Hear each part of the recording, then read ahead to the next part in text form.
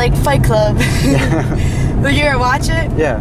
So, you know how when they're at the movie theater and they're like putting like the subliminal messages in there, if people put like a reusable to-go cup in movies instead of actual coffee cups, like why do you want to pay so much? If you have a reusable to-go cup, most places only charge you $1 to fill it up, beside like the $3 that you would pay normally. And that's just like my number one thing about watching TV shows and movies. They don't do the recycling thing justice. No, never. They never do. I think we're here. This is it. What are you doing here? I came to see goats. Oh, you don't... And I was part of FoodMatters before, so I still tag along on a lot of the trips. Gotcha. Well, welcome everybody. I'm Paul. I run this place with my wife, Christy, who's not here right now, so I'll be the only one here. A lot of people here work at Village and like have had your food and so many other people's products. So see where it comes from. Yeah. It's nice to see the landscape too, just around Athens. Exactly. Every single year somebody says, I want to buy a female because I want milk. And we have to explain that you need a male, they need to be bred, just like any mammal. And a lot of people are like, oh, I didn't know that. Like, it just seems like basic biology, but a lot of people just are that disconnected from, say, a dairy product, where it comes from. It's not just like a vending machine. You buy the goat or the cow and right now it comes. But Creekside Farm, it's 125 acres. Obviously we're in southeast Ohio. So I don't know if a lot of you guys are from northern Ohio. We're kind of flat row crop country, like growing corn and soybeans. We don't do that here. Obviously it's hilly, a lot of woods, a lot of rocks. But things you can grow here is grass and vegetables. That's why there's a lot of like Green Edge or Homecoming Farm, places like that, or like Laurel Valley, us, Snowville, because we can grow pasture. So the land is more suited to livestock operations or small niche vegetable operations. So that's, I think, what you're going to see mostly in Athens. The 125 acres is a mix of pasture and woods, probably 50-50. The bulk of the pasture is up that way and on the other side of the road. And we use that to rotationally graze our goats. I'll talk about that a little bit more. We also have a small hen laying operation between 50 and 100. And we grow shiitake mushrooms on oak logs, which I'll get into that more, and talk a little bit about our wood lot. And we grow berries, blueberries, raspberries, and blackberries for some of our products. And then the live animals that we sell. That's pretty much what we do. This place was abandoned for 35 years. It was a family farm back in, it was like a Revolutionary War land grant. Back in the day then, they granted soldiers 640 acres, which is a section, they're called. So this was the Mansfields on Mansfield Road. And the Mansfields still live right up the way. Another family came over, the Scotts, and the creek on their side of the road is Scott Creek. And so we bought it from Pearl Scott. There's a guy who grew up here. But he left and it was abandoned for about 35 years. So it was all overgrown in brush more than it is now. Had to tear down the house. Chris and I built that house. Had to tear down all the dilapidated barns and just kind of started from scratch. So we're slowly clearing more pasture. And the original plan was to get dairy cows. But we got goats just to clear pasture. And I'll get into why goats do that well. Kind of like the goats, realized the land was more suited to goats than to cows, and so stuck with goats, and kind of the business took off from there. You said 640 acres for the land grant? Yeah. Wow. If you look at, I don't know if you guys are in geography classes at all, if you look at a topography map, you'll see that counties are broken down into townships. You're in Canaan Township, and Athens, you're in Athens Township. Each township is broken into sections, which is 640 acres. Maybe sometime you've ever heard someone say the back 40. You ever heard that term? It's an old rural term. That was because it was 640 acres. So the back 40. 40 acres and a mule. You ever heard that? It's like, because it was the back. So the slave who was freed wanted 40 acres and the mule because it was the back 40. So that's where that historical term comes from. So yeah, the Mansfield, way back when, fought in the Revolutionary War. And then his payment was 640 acres in Athens County. But then, in time it was broken up in different families. So now it's, like I said, 125 acres. It's Southeast Ohio's rough land. It's pretty poor soil compared to, say, Wood County or Lucas County up north. Like I said, can't grow grass, and there's things we can do, but it's a constant battle of improving the soil. And we're trying to use the animals to do that. That's kind of the long and short of what we do out here. So what I want to do first is let's take a walk. We'll just look at the mushroom logs. And then we can take a walk down and look at the chickens and slowly go up to the goats. Goats, I don't know if you guys know livestock at all, but dairy animals are generally very friendly because every day I'm milking them and so I'm touching them. But they do get kind of scared, so we'll just kind of walk slowly. And I can talk a little bit about how to work around livestock. There is definitely a skill to how you move around livestock to kind of keep them calm. So it takes a little while for the grass to get to the right height to graze. So right now I'm just keeping the goats in what's called a sacrifice paddock. So they're just in an area where I'm keeping them for about 2 or 3 weeks until the grass gets ready. If we were to turn them out now, they would nip it and they cut off the solar panel. Then the roots wouldn't have enough energy to grow back well. Because we constantly moving the goats around to keep the grass healthy so they have good forage. We move the goats every day. So 125 acres is broken up into about maybe 5 or 6 acre paddocks and they get a new one every single day. And the idea is to keep healthy grass growth. So this area will be ready in about 3 weeks to a month. That's kind of the idea. So all over you're going to see this like portable fencing. Another thing, whenever you're on a livestock farm, don't touch fencing. This isn't hot, but you don't know because it's electrified. To keep all of the different paddocks electrically, so the goats don't get out. Generally, they like to stay where they are, but sometimes they like to roam.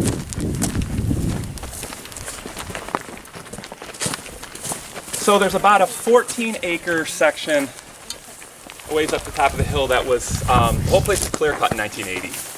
And this 14 acres just grew back all in oak. And it's really tight, kind of an unhealthy forest. All the trees are about this big. And I was talking to a forester one time and just saying, like, what can we do with this to get it a little healthier? And he said, oh, why don't you have to thin it, so the trees can grow a little bigger. And he said, why don't you use the logs to shiitake logs for mushroom logs? And I said, oh, that's a good plan.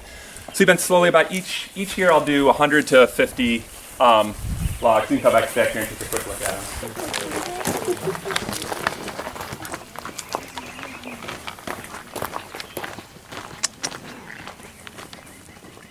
I know. I like cats. We just cut the trees down about this size, cut them into 3 to 4 foot sections, and inoculate them with mycelium. So it's a great way, I think, to utilize the woods that we have with the goal of making the woods healthier by thinning them and then getting a really high-value product out of it. And this I think, is a great product for this region. We have a lot of woods, we're in an oak hickory forest. So it's a great way to utilize the forest to have a valuable product. And the market is pretty good in Athens for mushrooms. So, like I said, I'll do 50 to 100 a year to get up to maybe 1,000 logs or so. And again, it's like all things in agriculture, just constantly rotating, resting, and then using them. So logs get soaked in a bin. A flush comes, get mushrooms, then we wait 8 weeks. Those logs take an 8-week rest and just keep kind of rotating through. Could you talk about inoculation and mycelium if people don't know? Yeah, sure. So an analogy that I think describes it well is the mushroom is like the apple, and the mycelium is like the apple tree. So the mushroom is just the fruit of the tree. So mycelium is everywhere. Let me see if, not this time of year, you're not really find natural mushroom, but its fungus is just all over. It's like bacteria, it's ubiquitous. And certain mycelia, just think of it maybe like a seed, like certain wood. Shiitake mycelium tends to like oak wood. So I'll just talk about the process, and then if there's any more detailed questions you can ask. So we cut a tree down and let it rest for about 2 weeks. We have to do that because when a tree is cut down, it has natural antifungal properties. So if I were to cut it down and then put the shiitake mycelium in, the tree would kill it because it has almost like an antibacterial, but for fungus. wait 2 weeks, and then we drill holes, and then kind of inject the mycelium in, the seed in. And then that slowly just takes over the log. And what's happening is that fungus is just eating the sugars in the wood, and let me see if I can find it good, and just slowly taking over. And it just lives on that dead wood. It's like when you see mushrooms coming out, they got morels that I've been hunting for. Those are actually coming out of a dead log under the ground, or roots of a dead tree. So yeah, so you can think of it as like the seed living on the, instead of soil, on the wood, or it's like the tree, even though it's tiny, you can't see it, and the mushroom is the fruit. And sometimes people who grow mushrooms will say fruiting, is when the mushroom's not, or a flush. I don't think there's anything else with that. Fungus needs wet environments, that's why we soak them. That's why green edge, they're in that temperature-controlled room that they nest and things like that. So all we're doing is just kind of manipulating the environment of the dead wood to grow shiitakes. You can grow oysters, maitake, there's a whole load of mushrooms.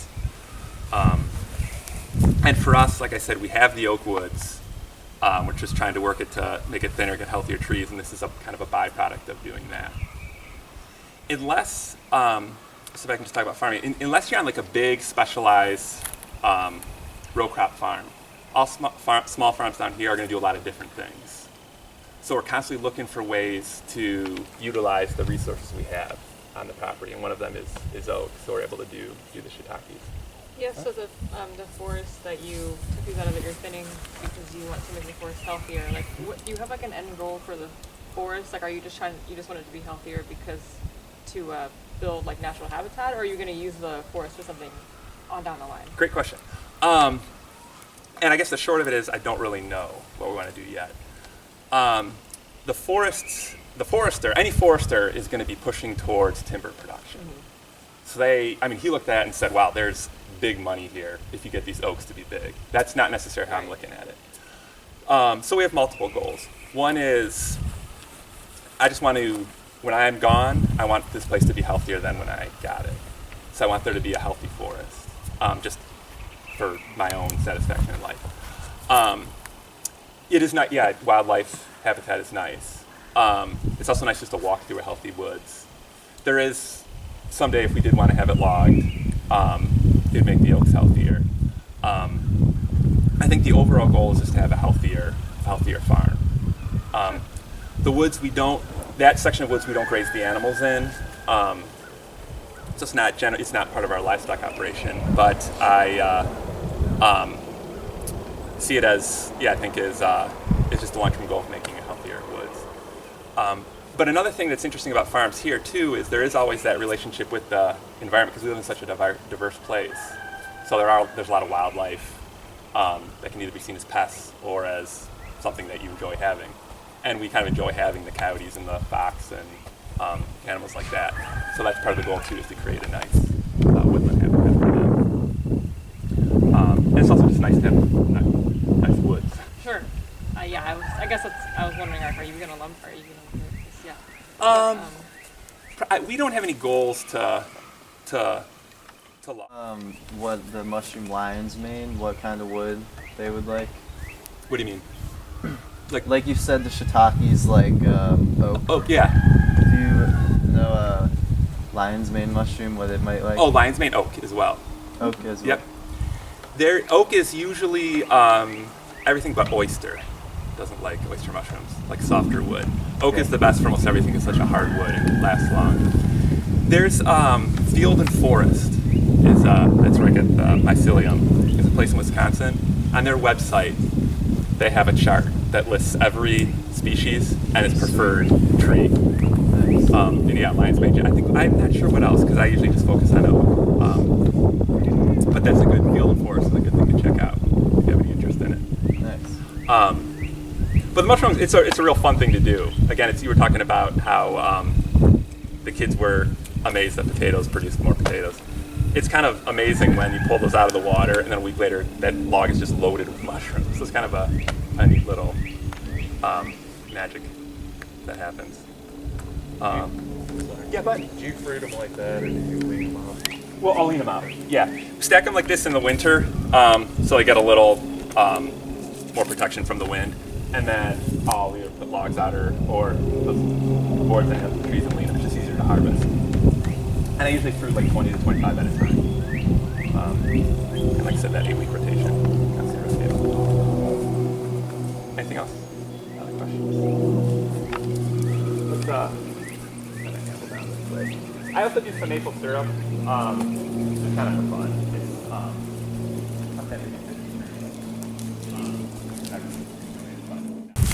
They don't want to go anywhere.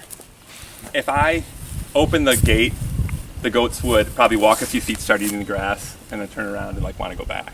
Same thing with the chickens. Like these few just jumped over. They don't go anywhere. I generally let them all out, but some of our blueberries are coming on, and I don't want them to peck the buds. So I'm kind of trying to keep them in. These ones are just pecking at, I get grain from Little Fish, they're spent grain, and I just dump some of it there in the garden. We can take a walk over here and we have several different, every year I get a new breed of chicken, and the reason I do that is then I know what year, how old they are. So those black ones, that one walking right here, those are Aracanas. They were born last year. So they're just starting to come into their full laying capacity. That white one there, a couple of those are leghorns, like foghorn leghorn. That one is if you ever see on TV or if you've ever been to those giant operations where the chickens are all in tiny little cages, that's the breed that people use for those operations. Obviously, we're very different from that. But, so chickens are, in the summer, are rotated in those flatter pastures in those little hoop structures.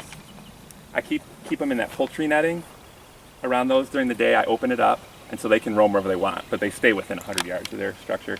At night, we close that and electrify it.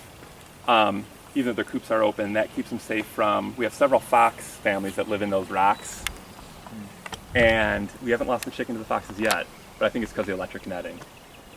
Usually every year, first time I turn it on, at night I'll hear a yelp or two, and that's the fox getting zapped, and then it learns pretty quick. So we'll see the fox just walk right around the electric net and not bother the chickens at all. And it's interesting, I was talking to a wildlife biologist, and I was telling her that about the fox. She said, oh, you want to keep those foxes. She said because fox, coyotes, animals like that have a culture, just like we have culture. And if your fox is not killing your chickens, it's not part of the culture. So the fox doesn't see these chickens as food. So she's like, a dumb thing for a farmer to do is to kill that fox. You want to keep that fox because she's going to have her territory, and so we're kind of working together. So she eats the mice and she doesn't bother the chickens. We've lost a few chickens to owls because those coops are open. I mean, I'm not going to do anything to the owl. I like having the owls around. And they don't do much. We have tons of hawks, but we haven't lost any chickens to them. So the electric netting is really important. Another philosophy of our farm here too is to say for the chickens to allow chickens to be chickens. They want to peck around, they want to walk around, they want to take dust baths, they want to eat worms and stuff like that, so we allow them to do that. It's just in the winter when they're in this is our garden, they're just in the garden, because it's a lot warmer in the greenhouse. They don't eat the crops? Well, in the summer they're not in here. In the summer they're in the soup houses rotating them through. But in the winter they're just here pooping and scratching up. This was all covered in oats, cover crop, but they scratched it all up. So you see, that's one of the roosters. So they can kind of come and go. So we, like I said, between 50 and 100. We keep them. Generally, the industry standard is you keep a chicken around for 2 years. A free-range chicken in those small pens. I don't know, probably a couple months. But we'll keep these guys for like 3 or 4 years. As I said, the different breeds each year that I know. And then we butcher them and just eat them ourselves. If we butcher them, we can't sell the meat because it's illegal in the state.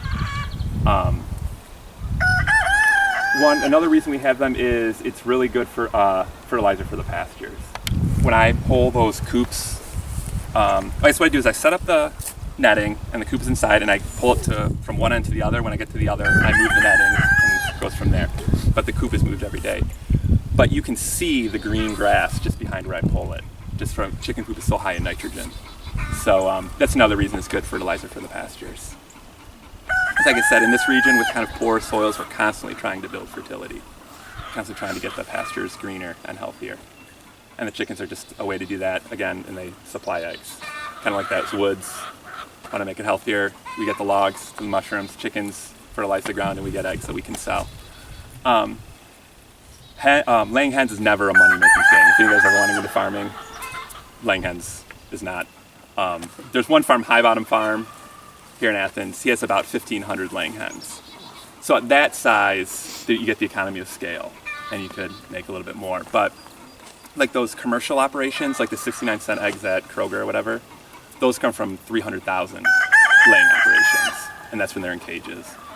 But an operation like this is mostly for fertility of the pastures and then a little extra income.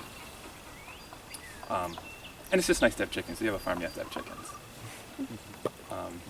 The rooster has So do you it's nice. give them any feed beyond the spent grain? Yeah, they need some feed, yeah. Just for mineral, calcium, things like that. Yes, they'll get some feed. They say that a chicken on pasture, their grain consumption goes down 40% because they're eating grass and bugs and things like that. Whether that's true or not, I don't know. They love the spent grain, so that's good. And that's a great, utilizing that resource, because the guys at Little Fish, when they were done with it, they didn't know what to do with it. I went and said, hey, I'll take all your spent grain. And so it's a great resource for us. The goats can go either way with it, but the chickens love it. And so in the winter, I kind of just dump it here, and then I'll spread that around more for the whatever we're going to grow here. We get maybe 600 or 800 pounds a week, so it's a fair bit. And I'll spread it on the pastures too. Grain from beer and whiskeys, distillers' grains, is really high in nitrogen. So it's high in protein, so the chickens like it, and nitrogen's good for the pastures. So it's a great resource. But yeah, generally a laying hen will need some kind of commercial feed a little bit. They probably could survive without it, but they wouldn't produce well, and they wouldn't be as healthy. You can tell she's in the creek. Another thing that is different about our operation is we have a certification called Animal Welfare Approved, and that was just a volunteer thing that we did. And it's an organization, a nonprofit organization, that sends an auditor every year out to the farm. It's a free thing. And they assess how we're operating our farm. They have standards we have to meet. Another goal of the farm, like it says, the healthy woods, healthy pastures, is to have healthy animals, allow the chickens to be chickens, goats to be goats, and things like that.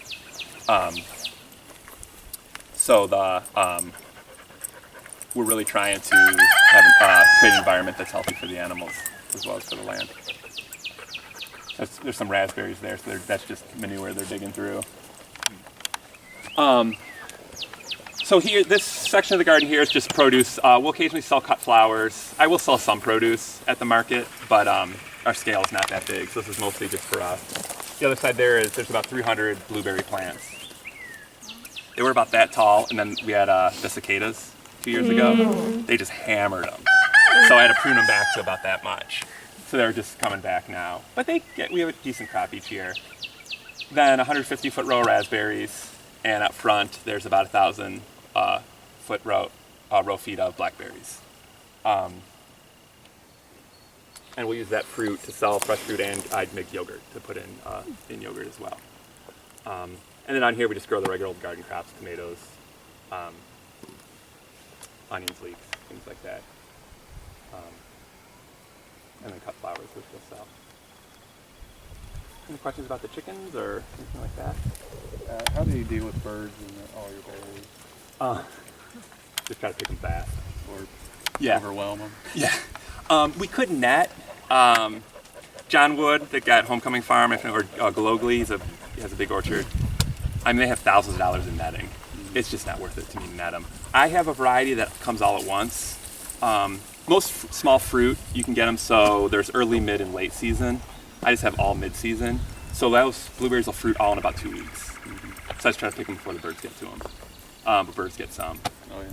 So anything in farming, any agriculture, battle's not the right word, but it's always a competition between what you want to produce and what the rest of the animal life wants.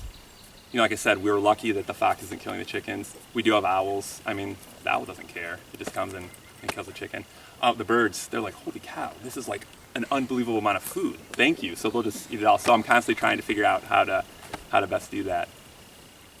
It was interesting. I was walking through a pasture back there the other day, and I saw a big pile of dead moles, just maybe 20 of them. And that's generally the sign of a weasel, or weasel or a mink. And they're the worst predators for chickens, which we haven't had a problem yet. But it's an interesting thing with farming is we have such a concentration of food right here, like all these chickens, all these berries, that sometimes, and in turn we have a lot of moles because we have all this, and rodents.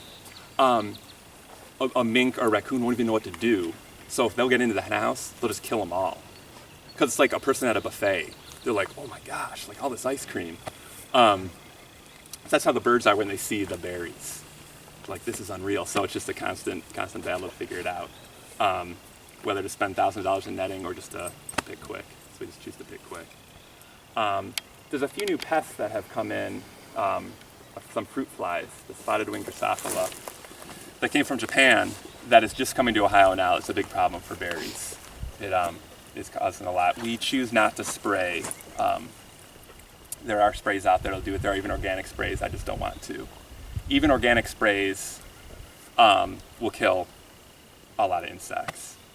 But we don't use any herbicides or pesticides. Haven't needed to, and we're not certified organic, but we're just choosing not to. So again, it's the same thing. It's like the birds eat the berries, that fruit fly just hammers them. So it's got to pick quick. Are you not certified because of the cost and all the barriers for that? That's a good question. That'd be one. Two is, and we can get into this more when we talk about the goats. To be a certified dairy, you cannot use any antibiotics. And I just think that's ridiculous. If I had a human child who was sick, I would give them an antibiotic. If I have a goat that's sick, I'm going to give an antibiotic. But organic, you cannot use any. So generally what happens, organic dairies, is there's two. The farmer will own a conventional and organic. So we'll give one antibiotic to just shift it over to the conventional. It has to be off antibiotics for 3 years. So, but we are, that being said, I just want to say, there is no such thing as antibiotics in any dairy products.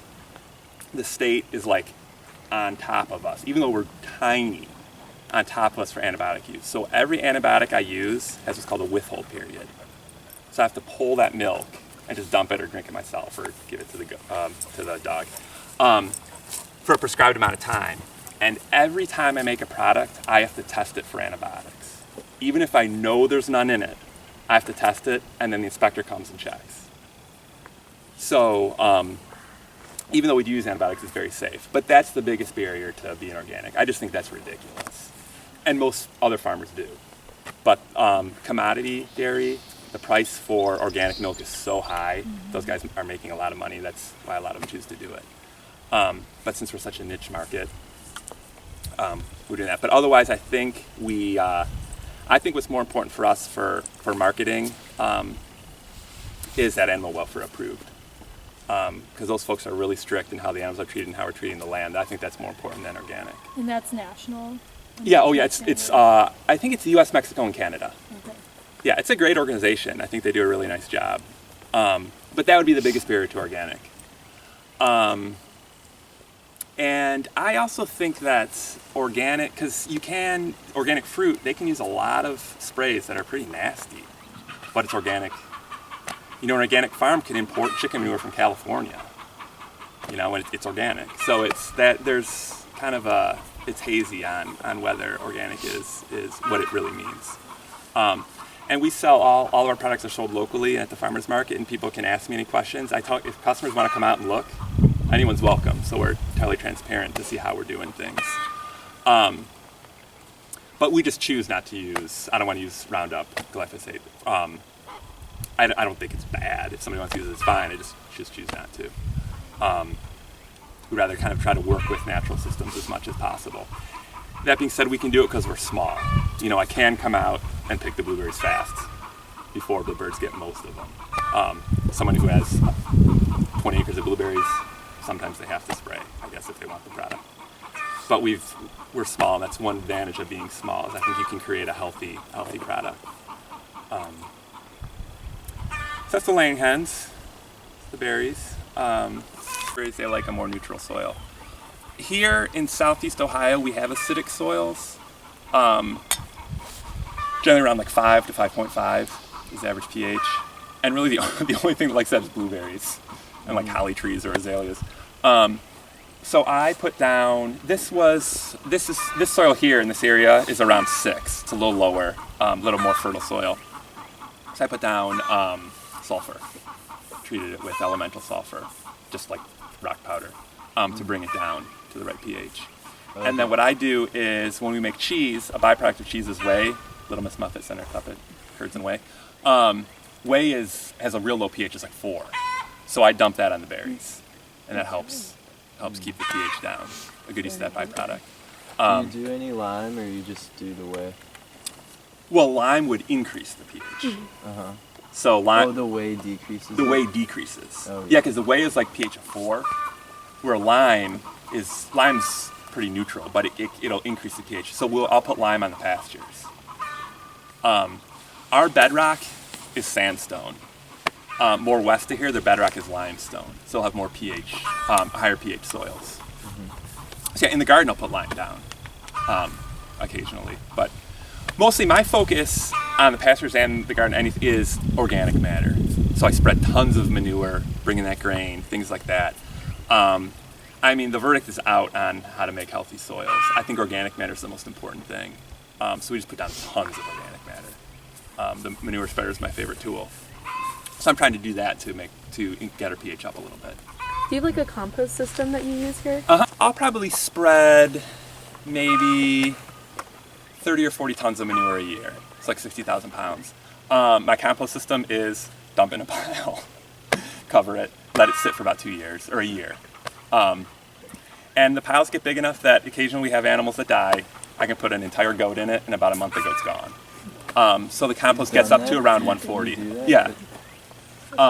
Yeah, I love composting. And then we have another pile down low. And then just all the stuff, our own products we compost. Front garden waste. Compost is really important on a small farm. We're really trying to get nutrient cycles moving. I'll talk about them more when we talk with the goats. So I put loads and loads of compost on this soil too. A lot of this is the spent grain, but I mean it's fairly loose soil this is all clay, heavy clay. But yeah, we put loads of compost, wood chips, anything I could put down on it. There's all different ways to compost. I think a static pile is the best. I just put it in a pile, let it get really hot, like I said, up to around 140. Maybe turn it. When you turn it, you lose nitrogen because it volatilizes, so I try not to do that. And I don't really worry about carbon-nitrogen ratios. I just dump it all in. It seems to compost down fine. The goats create a lot of manure, so that's good. When I talk about our system, I'll talk more about how we get their manure and things like that. But yeah, compost is very important, especially in an organic system, because I'm not putting down nitrogen, synthetic nitrogen. So we're relying on compost. One thing that's neat too in the garden and in the pastures is because we don't put down a lot of chemicals, we have healthy soil, and if I go out at night, especially after rain, it's just like glistening with earthworms, which is kind of neat. And that's what we want. We want a lot of biological activity in our pastures. And that is something we're trying to increase as we move the animals through and get them a little healthier. Any other questions? Let's take a walk. So here we'll see our bucks. So like I said, to make a product, whether it's baby goats or milk, we need males and females. I'll be putting in organic farmer's compost when I die. Alright, I have it on video. That'd be awesome. At your will. Get to go in the bellies of a bunch of people.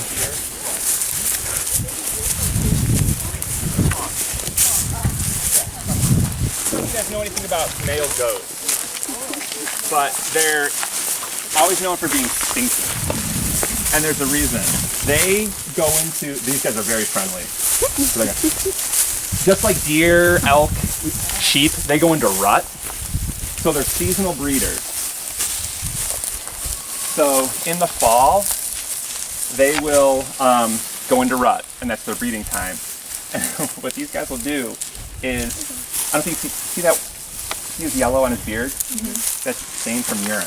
Oh. So this is the disgusting thing that goats do, is these guys pee on themselves, and they're releasing a pheromone that the does can smell.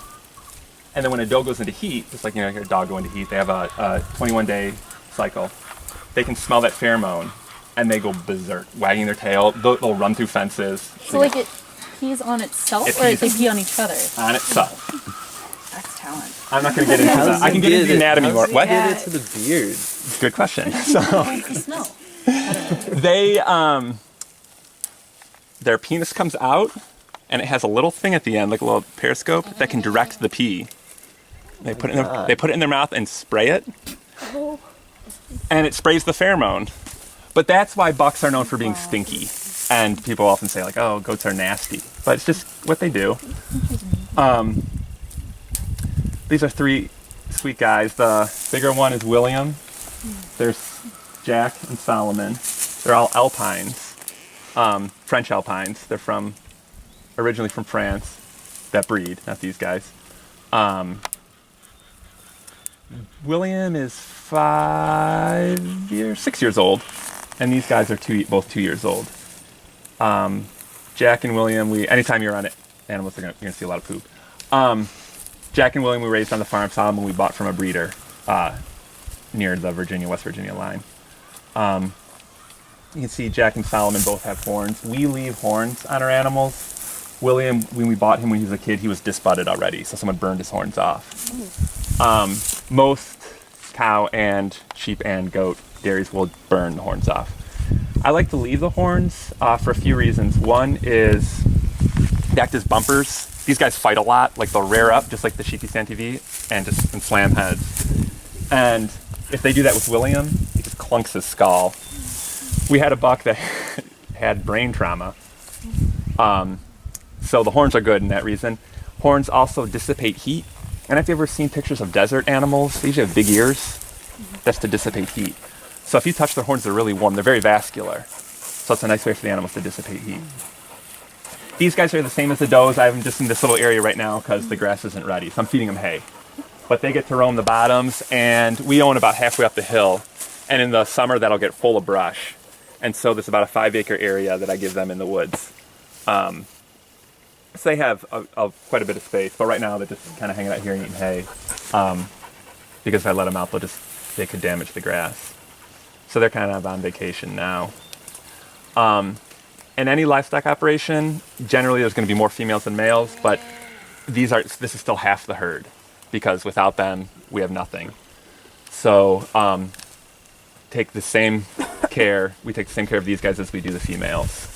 And that involves just make sure the nutrition is correct, make sure they obviously have healthy water, trimming hooves, checking for parasites, things like that. And I try to check on them multiple times a day. The more contact they have with me, the friendlier they're going to be. I've never had an animal butt me. I mean, a lot of people say, oh, you can't turn your back on them. These guys are extremely friendly.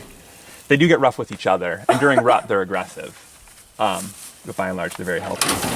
And you see, I don't know if you guys noticed on this guy, it's interesting. You see the little, not spots, but that hair that's coming off? I don't know, it might be hard to tell. Well, that's cashmere. Have you ever heard of cashmere sweaters? Oh. Goats make cashmere. Oh, wow. There's a breed of goat called a cashmere goat. In the U.S., they're mostly in Texas, that they produce more of it, but if you brush them, you get cashmere. They're shedding now because they're losing their winter coat. How long do you normally keep them? Keep a buck? Yeah, it's a good question. They say, this isn't hot, so don't worry. Okay. Generally, a buck will be fertile for 5 years. And they say after 5 years, the motility of the sperm drops, and so they won't be as fertile. These guys probably have a full pension. So when they're done working, they're going to live here because they become our buddies. I was going to ask you, do you any goat meat, or is it all dairy? We do, we will sell to individuals. There's not enough of a market in Athens to sell. With our animal welfare approved certification, we are not allowed to take the animals to a halal slaughterhouse. That's, I don't know if you guys know halal and kosher, Yeah. Muslim and Jewish. They don't stun when they kill the animal, they just slit the throat. Animal welfare approved says you have to stun before the animal's exsanguinated, before its throat's cut. So the only market around here is what's called the ethnic market, the Somali market in Columbus. So we could sell up there, but we don't. So there's some local folks who want to buy goats, so we'll go meet to them. Otherwise, the market's not big enough. Mm-hmm. We eat it ourselves, so we do butcher some kids every year, just on farm here. But these guys, they have a full pension, so they'll hang out until they're. But I'll probably breed with them for 6 or 7 years, mm-hmm. and then they just get to be on retirement. And then just like, so when you need to raise another buck, yeah. you Mm-hmm. just like use one of the male kids that's sort of produced. Yep, who's from a good mom, or we will buy in bucks. We have what's called a closed herd, so I don't buy any animals because just like I was asking if you had was on a livestock farm, worried about bringing disease in. But we'll occasionally buy a buck. So we bought Solomon when he was just a week old, and we'll raise him up. So we'll do that to diversify genetics. We're kind of constantly looking for better genetics.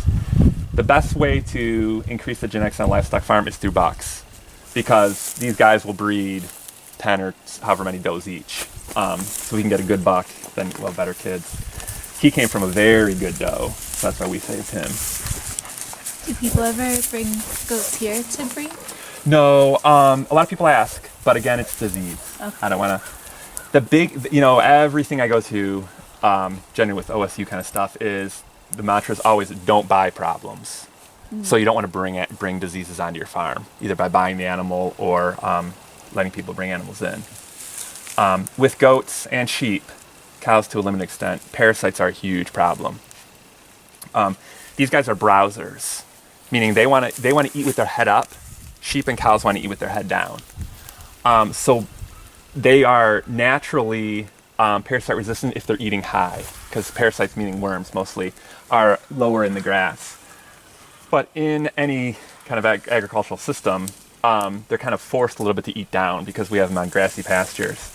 So that's why we rotate, but we're constantly worrying about parasites. And if we bring other animals in, we could bring in parasites. There's also a few goat-specific diseases that we worry about that we don't have and we don't want. So that's why we try to be really, biosecurity is what it's called. So like I said, for probably from January until April, they're just hanging out around here. That's when the grass is not growing and they're eating hay. You want to give a goat about 5% of its body weight in feed a day. So William is about 175 pounds, like they're not shy. These guys are about 130 pounds. So I figured just do the math, and that's about how much hay they get every day.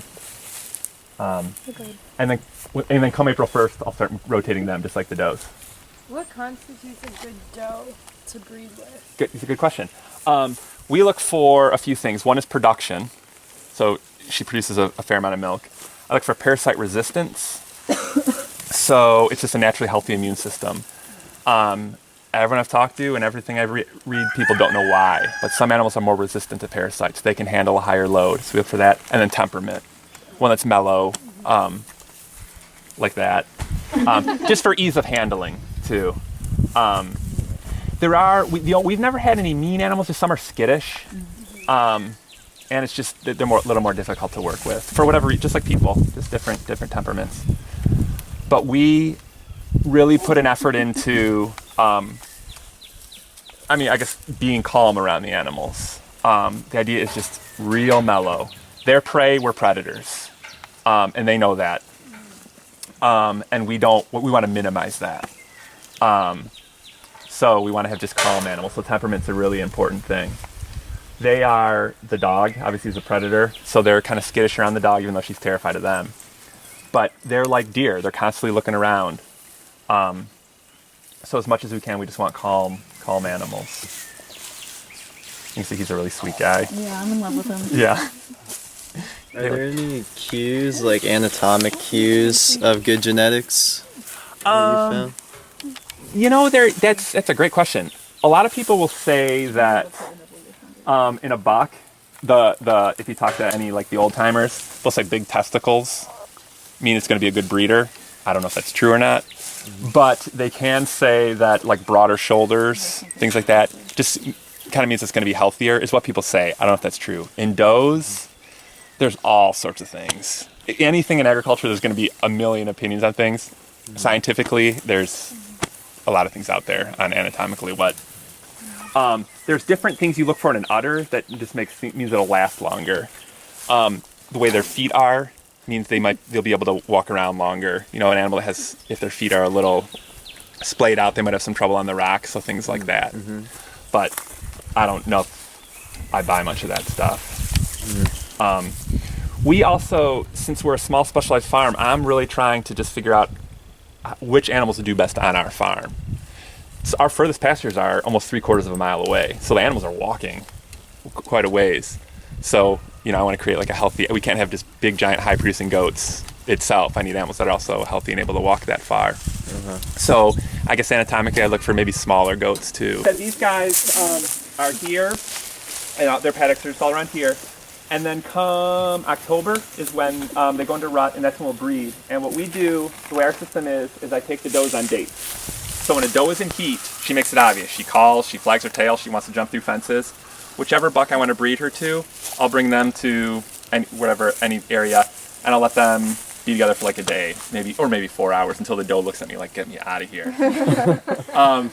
It's kind of an interesting thing. The doe will, like I said, run through a fence to get to the buck, and after they're bred a few times, they look like, oh my God, so then I'll separate them, and generally speaking, they're bred. If in 21 days she goes into heat again, I know she wasn't bred. But when the does are in heat, they'll run right through the electric to get to these guys, and these guys actually will jump over this. Would they actually run through the fence? Run right through. Oh my God. Yeah, they are, I mean, that instinct that time of year is to breed. Yeah. Their goal is to have a kid every year. So yeah, they'll run right through. Do you guys normally have males or females in, like, born? It's just like humans. Yeah. This year, we're kidding now. We've had 7 kids so far. And we've had 6 males and 1 female. You gotta be kidding.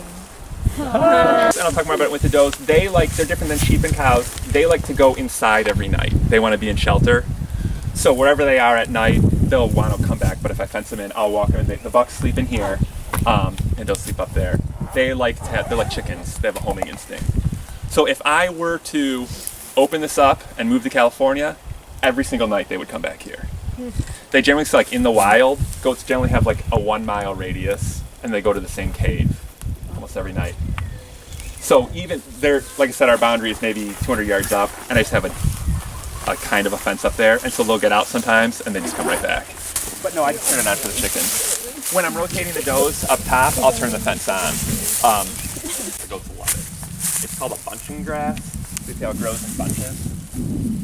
What kind did you say that one was? Orchard grass, where bluegrass is a turf grass, usually in yards. If you grew up somewhere where you had a yard, it's probably bluegrass. It just grows in like a turf. Fescue does the same thing too. Goats are extremely picky. The old saying that goats will eat anything is not true at all. They're the pickiest of the domesticated livestock, and they love orchard grass. So that's another reason why I rotate them, is if I were to leave them in the same pasture, or if I just open it up and let them roam, they would kill the orchard grass. Because they'd eat it down, and then right when it would come back, they'd eat it again, and they'd ignore the fescue. So by rotating them, what I'm doing is I'm kind of forcing them to eat all the different grasses. So they're just like us. They're going to go eat what they want first, and then when that's gone, you open the cupboard, and you're like, oh, geez, all that's left is this. But you eat it. So that's what we're doing with them. And then I take them off of the pasture, put them on a new one, do the same thing, and let that one the pasture took them off to grow back. And I let it rest for a minimum of 30 days. So in about 30 days, that grass will come back. Hopefully the parasites will all be dead in that pasture too. And then the cycle starts over. So we rotate them with new pasture, and they come back in a 30-day cycle. That's the ideal, depending on the weather. If we have drought, I have to extend it. If the grass is growing fast, I might speed them up a little bit. But I really don't want them coming back onto the same grass sooner than 30 days. Goats will eat grass. They like grass, but they do like called forbs, which are just like weeds, broadleaves. things. They also like trees, things like that. So we like to have a diverse fauna in our flora in our pastures. The bottoms here are mostly grass, mostly that orchard grass, fescue, and bluegrass. The top is a lot of brush. Do conventional goat farms operations exist, like widespread, or? No, they're mostly in California and Texas. There's some giant ones. Really? There was one in Bellbrook, near Dayton. Oh, yeah. Yeah, had 1,200 goats. They went out of business though. But yeah, they're mostly out west. In the east, they're mostly smaller. Most goat farms confine the goats too. Goats are notoriously hard to fence. They're harder than cows. So generally you'll see I have like 4 strands of wire, 3 in some places. Cows, you can hold them with 1. So most goat farms, they keep the goats in a barn and bring the feed to them. It's rare to do what we're doing. In this same order every day. No way. And they jump on the same stand. If they don't, I know something's wrong. That's so funny. Yeah, they come in, they jump right up, and we give them some feed. I hang a thing here in feed, and just close that, and then when they're done, open them up, and then they go right out here. They walk out here, they turn around and want to come right back in. So we milk 3 at a time. These are just vacuum lines. I use milking machines.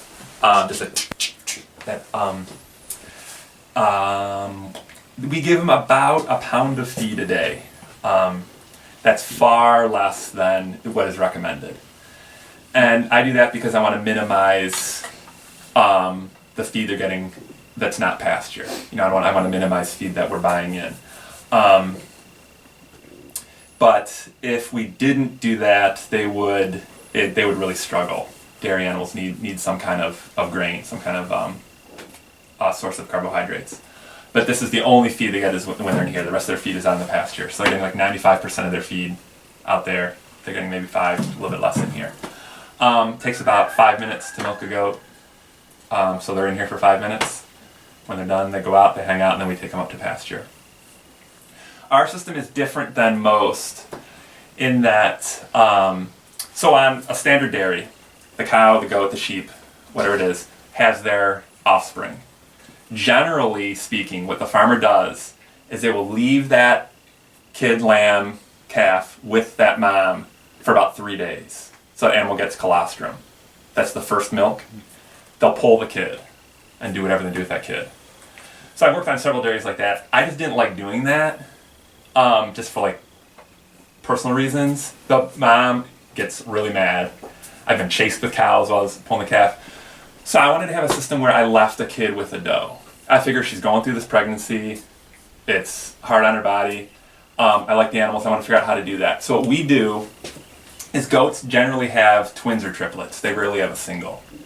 So I will leave one kid with that doe, and I'll pull the others. And when I say pull, I take them away right away, and I'll bottle feed them for about a week, and then we sell those kids. The doe, it's a low stress system. She generally doesn't know that she had more than one. She gets to keep one kid. And then what I do is I milk 1 time a day. I milk them in the morning, and then let the kid nurse all day. So at night, let me back up. At night, they go into the barn. Like I said, I separate the does and the moms, and they're fine with that. The kids go in the area, play, the moms go and sleep. Milk the moms, and then the rest of the day, they're together. And then the kid essentially does the second milking. Most dairy farms traditionally milk twice a day. Now the giant ones are milking 3-4 times a day. But so we just milk once. The volume of milk we get is less than if we milk twice, but I feel like we have healthier animals and we raise healthier kids. We've been slowly building a reputation selling live animals, selling breeding stock. We've had people come from Illinois, West Virginia to buy animals from us because we raise pretty healthy animals. We also have, like I said, stress is we want to minimize stress. We don't want stress on animals. Stressed on animals are sick animals. So that's why I leave the one kid on. Can you tell a difference in the milk quality between a stressed and non-stressed animal? That's an interesting question. I wouldn't know the answer to that. And I'm going to say I don't know because none of my animals are stressed. It's interesting you asked that. In eggs, sometimes if you crack an egg and you see a little red spot, I don't know if you guys have ever seen that, that's stress. They will actually break blood vessels while they're making that egg. And so a lot of the egg operations will say like they'll have people come in if they're getting a lot of red spots on their eggs and assess, why are my chickens stressed? So in chickens it'll do that. In goats, I don't know. They do release stress hormones and the production will go down. Whether the stress is from disease, whether it's from just whatever, being scared. Goats have a really strict social hierarchy. Like I said, they come in the same way every time. And so they're constantly fighting to be the queen goat, it's called. And there really is a queen. There's one goat that she will look at the other goats, and the other goats will go like this. And they do a lot of communicating with their heads. The queen goat will swing her head, just like that, and the other goats will back away. So there's different stresses in that. But that's how they are. Again, same with the chickens. We want chickens to be chickens. I want goats to be goats. And we'll talk more about that up there. Like I said, yeah, milk 3 times, or 3 at a time. Milking about 25 goats now, so it takes about, I don't know, an hour or so, half an hour to clean up. We process in there. We're not going to go in there because days you have to pasteurize it. So we pasteurize, we have a pasteurizer in there. We pasteurize, we heat it to 145 degrees for half an hour. And I have charts that say I do that. The inspector comes and looks at every single chart. We do sell some aged cheese that is a raw milk cheese because it's aged for more than 60 days. We make cheese, yogurt, and soap, goat milk soap. We do all that in there, and that's the inspected facility. So like I said, that little tiny 30 by 10 facility is inspected by the same person who inspects Broughton's Dairy or Smith Dairy. So we're held to the same standards, even though we're mini. I think there's anything else. Goats give about a gallon of milk a day that we get, and then the kid drinks more. I'm trying to think what else. It does not hurt them at all to be milked. I mean, they don't kick, don't do anything. It's the milkers go like that's just mimicking like a kid sucking. There's some vacuum, but it's pulsating. And like I said, they want to come in here. They like to come in. I'm trying to think if there's anything else with that. We milk just seasonally. So after they kid this time of year, we'll milk until around mid-December, and then they have the winter off while they're pregnant. Goats have a 5-month gestation. So we'll breed in November or so, we'll milk until December, won't milk at all until around now when they kid again. So we only have milk for 8-9 months of the year. Go ahead. Do they like alternate years, or are they pregnant like every year? Every year, okay. Yep. They, like I said, there's some that I would hold over, but if they are not, they run to be with the bucks. They want to breed every year. Deer have a fawn every single year. Herbivore, I think that's almost how elk, bison, they all do that. So if I did not want to breed them, it'd be a job to keep from getting bred, because there'd be some night where she would just run in. After they're bred, they stop going to heat and they have no interest in the bucks. When they're not in rut, I can have the bucks and does share a fence line and they don't pay a single bit of attention to each other. But during rut, that's their goal. And that's the time we have to worry the most about fencing. That's when I have every fence hot and I get super high electric drop down fence because they'll run right through. Because that's like their goal. We have some kids out there to see. They're interesting animals in that they will be there for about 3 or 4 months. Their sole focus is taking care of that kid, and then after that time, they seem to lose interest in their kid because they're thinking about next year. But the kids that we leave on, they will nurse for 6 or 7 months, and then the mom will wean them. She'll just kick them off repeatedly. And then the kid will learn and not want to nurse. But leaving the kid on is, like I said, is a very unique thing that we do. I don't know any other dairies that do that. The goal when I'm with these guys is I want them to think that I'm part of the herd. And so wherever I go, they're going to follow me. So there's times where I bring them to a new paddock, I have to close the gate and run. Because they're all very friendly. We can go in there. They're all very friendly. They won't. This is Amelia. They all have names. I was gonna ask, but I wasn't sure. Yeah. She is. She had her kid. She's had several kids. So you can come on in. Okay. She won't go out. Again, same one. All the ones that don't have horns, we bought. All the ones with horns, we were born here. That's Naomi. So these are French Alpines. That's a Toggenburg. They're from Sweden, an area of Sweden. This is Bluebell. Wait, this one's Naomi? That's Naomi, yeah. We can walk up here and... That's great. So there's Sweet Pea. She is a couple years old. This will be the first time she's had a kid. She was small, so we held her over. They're all bred except that little one right there. She's called Girlfriend. She's Krista's girlfriend. But this pasture, like I said, it's a sacrifice pasture. That's all they have, and this is laying there. So we'll kind of destroy this pasture, but it's fine because it's not really part of the rotation. So like I said, just the last 2 weeks they've been hanging out here. They'll have maybe 2 more weeks, then we'll put them out. They'll all kid in about the next 3 weeks.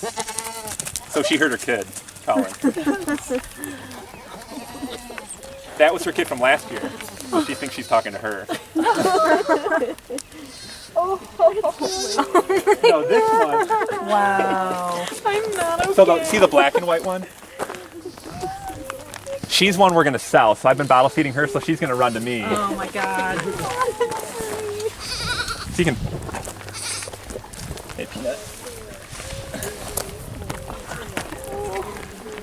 I would very much like a picture of her if that's okay. Yeah, you can hold her. She was born 2 days ago.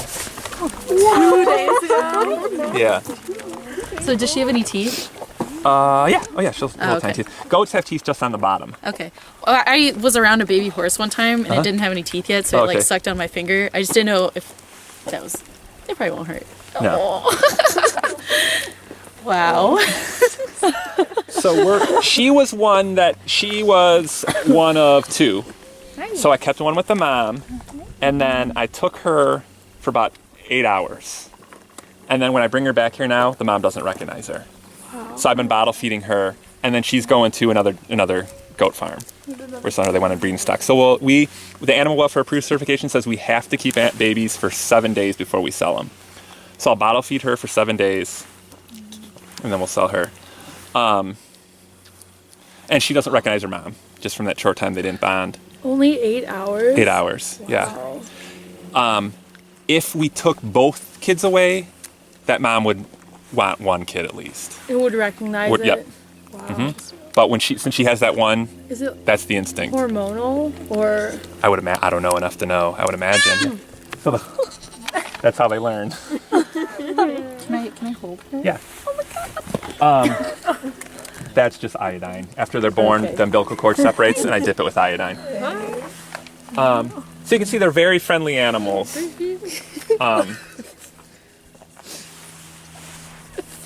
Oh my god. Hi. Oh, that was her mom. That's this kiddo. That's her mom right there, licking that other kid. So that's her twin brother.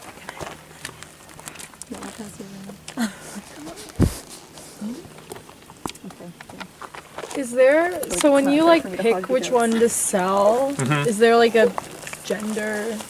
Like do you sell more males or more females? Or? Well, the way I don't know if this is exactly what you're asking about, is the way I pick is if I want to save a doe from a kid from that doe, I'll keep the female and sell the male. Okay. But it all depends. This year, for whatever reason, a lot of people wanted bucks. So I'm pulling more boys to sell. We start advertising kids in around December, and we take reservations. And right now, all the kids we're going to have are already reserved. Wow. So we already know what people want. You had a question about anatomy. So you see that goat with her head down right there, that brown with the black stripe? Yeah. That's a very good looking goat. So goats, their rumen is on the left. They're ruminants, just like sheep, cows, elk. So they have 4 stomachs. So one thing you do look for is a big rumen. It's called being deep. And so she's like, from her spine to the bottom of her belly is long. Yeah. And that's a sign of health too, or a sign like of a healthy digestion. Okay. So goats will eat food. They can eat things we don't eat. They can break down cellulose all day. They'll pack it in the rumen, and then they'll lay down and chew their cud. You've probably heard someone say, "Are you ruminating?" Like you're sitting there thinking. They're ruminating, and they'll regurgitate it. Ooh, I love that. And then they'll chew it again, and it'll go swallow it into a different stomach. So the system that humans worked out 10,000 years ago is that we're raising animals that can eat what we can't. Right. So that's a good use of this land. It's rough and rocky, but it's growing grass and weeds and trees. We can't eat that stuff. They can. And then in turn, they're producing a very high quality protein in milk or in meat. Oh, you see that? There's one ruminating right now. You can kind of see her laying down. She's just chewing. There's an all brown one with big horns. That's just That's food she ate earlier today or yesterday. She's just coughing it back up. So how did you learn all of this about goats? Oh, I'm sorry. Okay. I'm talking at the same time. If she's laying and chewing, that means that's the rumen. Yep, and that's great. Goats generally will graze 8 hours a day. They'll ruminate around 8 hours and then sleep the rest. So if you want to see your animals ruminating, that's a sign that they're healthy and that they're happy and content. Just from working on farms. Okay, yeah, that's what I was going to ask. I feel like that's how most people learn, but cool. and studying it. Yeah. How long did you work on farms before you started your own operation? Quite a few. I worked on a lot of farms, so probably about 10 years or so. Almost every farm in Athens I've worked on, and in different places. But goats were totally new to us. I'd worked a lot with cattle, but goats were new, and we're still learning quite a bit because they're unique, definitely unique animals. You see they're rubbing their horns. So they're pretty content here. They are going to be very excited when the grass is ready. When I start rotating them, they're going to kick their heels up and they'd much rather be eating the grass. But like I said, it's that balance. We can't have them on pasture yet because they will destroy it. So what's like peak season, I guess, around here? Where the work is just you're doing all the things at once. It's going to start now when we start kidding. Okay. They're kidding, so we're taking care of kids. We're milking and then making paddock. Okay. So it's going to ramp up. There's a crescendo on most farms. It goes until around July. For vegetables, vegetable production kind of eases then. Grain production would slow down, and for us, the kids are done. We're kind of hitting a groove then. And then fall is breeding, and that gets busy too. Okay. What do you recommend for someone that doesn't have as much experience working on farms, but just wants to start to get to know how to work on them? What do you recommend? Where does someone start with that kind of lacking of a background? Yeah, great question. I would think a good thing to do, I think there's several ways you can go about that. One would be a farm internship. There's a lot of farms that will do that where it could be 2 weeks, could be a month, could be a season. I think that's a good way to start. Another one is just visiting farms. Just asking around either at a farmer's market or wherever, just ask farmers if you can come out. A lot of folks like that. People like to share what they know. So visiting would be another thing. Reading, there's a lot of good publications. Small Farmers Journal, Joel Salton is a famous writer about farms. Checking those things out and just exploring online. Things like that. Okay.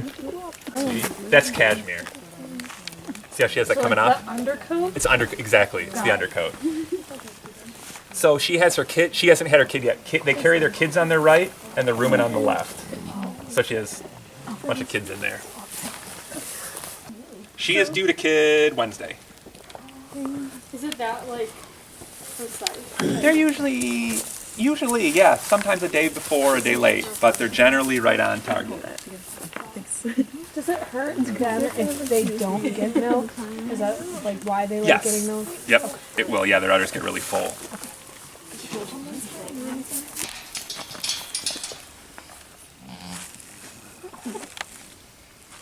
So she was just calling the kids. Their eyes, like all prey animals, their eyes are set on the side more. We're predator animals, ours are forward. I was thinking how horses were. Yep, same way. So they can see behind them. Do they see kind of vertically too? I don't know. That's a good question. Very, elongated. Yeah, their pupil's going in another direction like that. Yeah.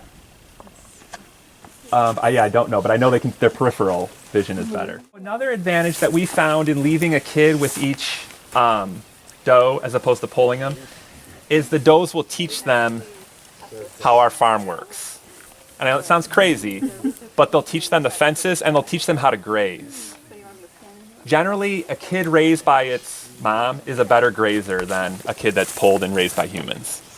And these kids will start grazing early. At about day 3 or 4, they'll start nipping at grass.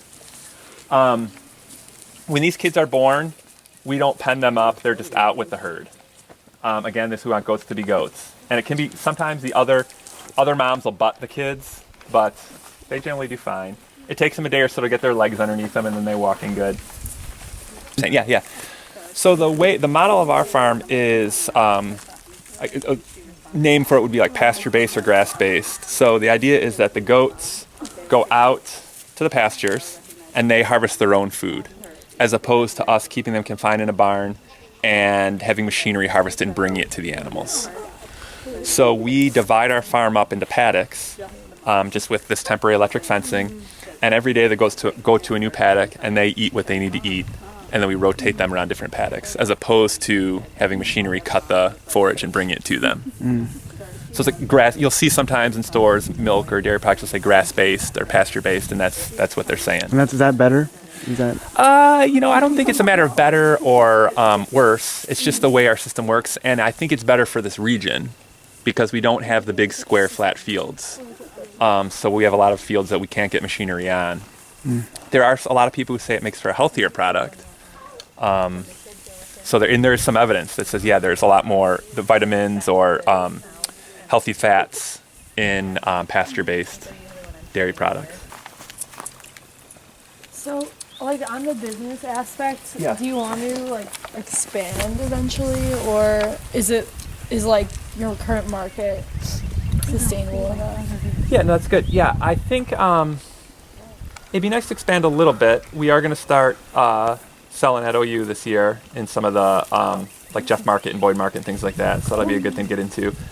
But I think we're about other than that, at a capacity we want to be at. That, it's just me full time. So in lieu of hiring people, I think that we're at. But the constant question you have to have on a farm is, what can your land do? I guess every farmer or any business person would say, oh, it'd be great to make more money. But we have to do what our land can handle. And I think our land, like I said, can handle 30 goats. So that would be, even if a giant city were 2 miles away and we can sell to them, we could only sell as much as our land can produce. You have 30 goats now? 25. And that, I think, is a problem in a lot of big agriculture, is people are asking too much out of the land. And we're compensating by bringing in a lot of fertilizers and things like that. And that's where it gets a lot of expense for the farmer, is they're trying to produce more than their land can produce naturally. So I think the biggest job for us as farmers is to constantly assess our land and say, what can this land produce in a sustainable way? And when I mean sustainable, I mean can produce year after year after year without stealing from the land or taking from the land or making it less productive. Do you have any interest in expanding like the berry or shiitake or anything? Or any other like new project? Yeah. The berries, I think we're kind of at the maximum that we can pick. Like I said, battling with the birds and this and that. Shiitakes, sure. Yeah, I would like to start selling shiitakes in Columbus. And because we have the oaks, we have the base there that we can use. So that I would like. One way we can expand is just diversify the cheeses that we sell. So we're always experimenting with making new cheese and things like that. They're both ruminating. Things just kind of look relaxed. Ears kind of flop down. Camels do this too, right? Oh yeah, camels are ruminants, exactly. Yeah. Yeah. None of them have ever butted you said? Not us, no. Each other they do. Yeah. So one of the important things with goats, like I said, they have a strict hierarchy. I guess you ask who the queen goat is? It's me. They'll follow me around, they'll defer, and that's the goal I think we have. I don't know why, but I provide the food, I guess. But that's the goal, is I want them to know that I'll lead them to the pasture, and that's why they follow me and things like that. So no, I've never had them be aggressive. Do you think is there a queen goat in like the wild? Oh yeah. And how does she get it? Or like, what does she do? Because she's obviously not giving them food. Yeah. She's generally leading them to new pastures. Oh, yeah, okay. Yep. There's a great book if you have any interest at all in goats. It's called Goat Husbandry by a guy named David McKenzie. And he talks a lot about that, about in the wild, how they establish their hierarchy and things like that. What was the last name of that? McKenzie? Yeah, Goat Husbandry. And sheep do the same thing.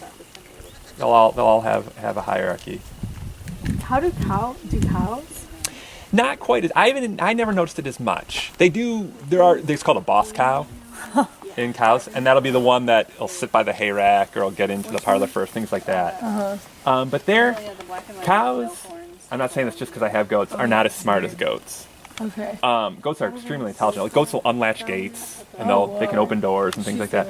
But So generally they say intelligence sometimes equates to social complexity, and so goats are much more socially complex than cows that we just shoot for.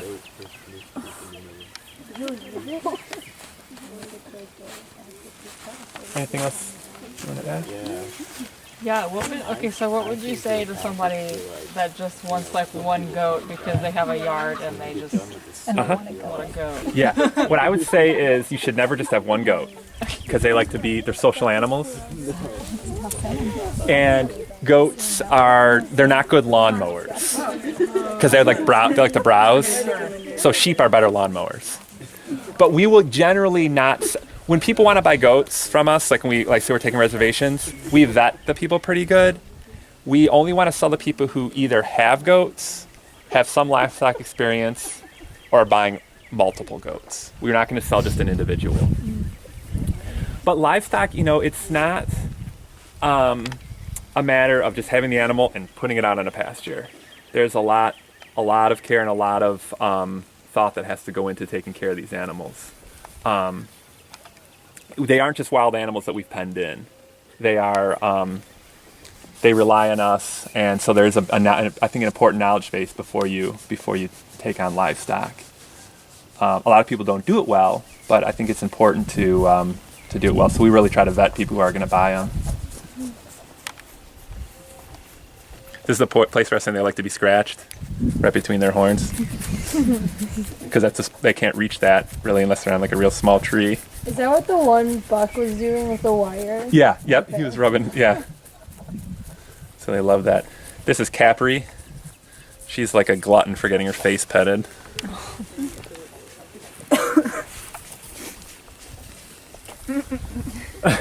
She's just flopping around.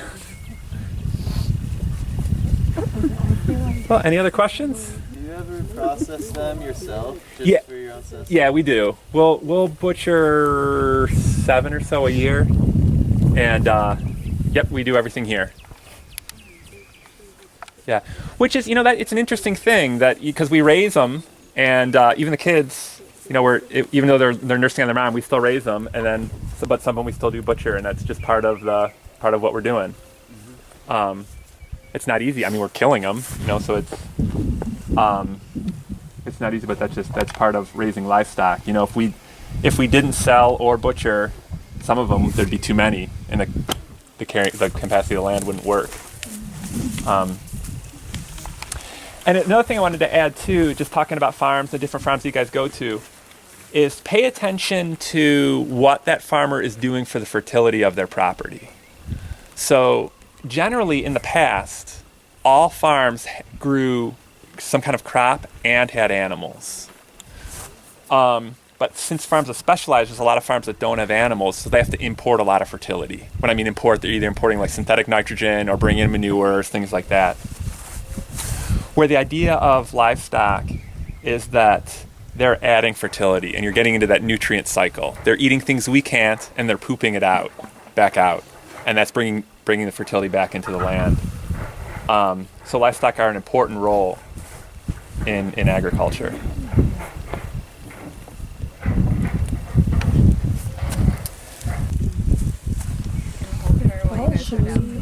Okay, so the run. Yeah. Probably time. Thank you. Yeah, well, that about sums it up. Could we get a photo?